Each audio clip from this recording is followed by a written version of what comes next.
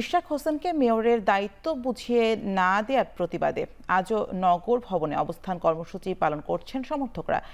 একই সঙ্গে নিজস্ব উদ্যোগ ও ব্যবস্থাপনায় নাগরিক সেবা চালুর উদ্যোগের অংশ হিসেবে ঢাকা দক্ষিণের কর্মকর্তাদের সাথে বৈঠক করবেন ইশরাক হোসেন। সেখানে আছেন সহকর্মী মেহেরিন অ্যানি। চলে যাচ্ছি তার কাছে।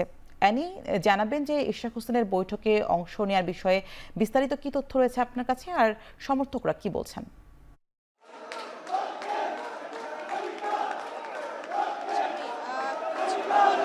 আগে এখানে ইশরাক হোসেন এসে পৌঁছেছেন এবং নগরভবনে কিন্তু তার 11টা আসার কথা ছিল, কিন্তু মাত্র আসলে এখন তিনি এই নগরভবনে ঢুকেছেন। আপনি দেখতেই পাচ্ছেন আমার পেছনে কিন্তু যারা আসলে এই যে ইশরাক সমর্থকরা আছেন তারা কিন্তু এখানে জড়ো হয়েছেন এবং আপনি দেখতে পাচ্ছেন এখানে একটি অবস্থান কর্মসূচি পালন করার জন্য ছোট একটি জায়গা করা হয়েছে, যেখানে ইশরাক হোসেন কথা বলবে। এবং আজকে কিন্তু এখানে তার ঢাকা দক্ষিণ সিটি কর্পোরেশনের যে প্রতিটি ওয়ার্ডের যে মশক কর্মীরা আছেন তাদের সাথে কিন্তু আজকে তিনি মতবিনিময় সভা করবেন।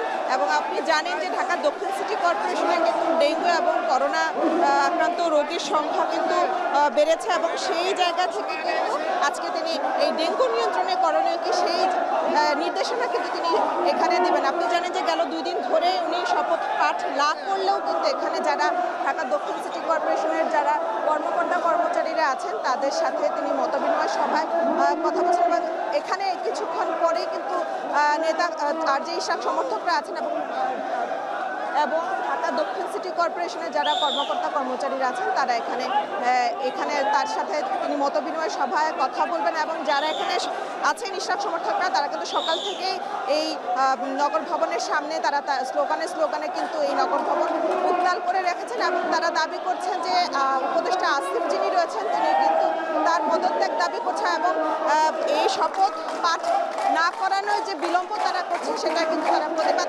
চালিয়ে যাচ্ছেন। এবং তিনি বলছেন যে ঢাকা দক্ষিণ সিটি কর্পোরেশনে যারা আসলে আছেন তারা এখানে এখন পর্যন্ত কথা বলেনি। এখন এই কিছুক্ষণ পরে কিন্তু এখানে এইসব কথা বলবেন এবং সেখানে আমরা আসলে জানতে পারবো তার পরবর্তী নির্দেশনা।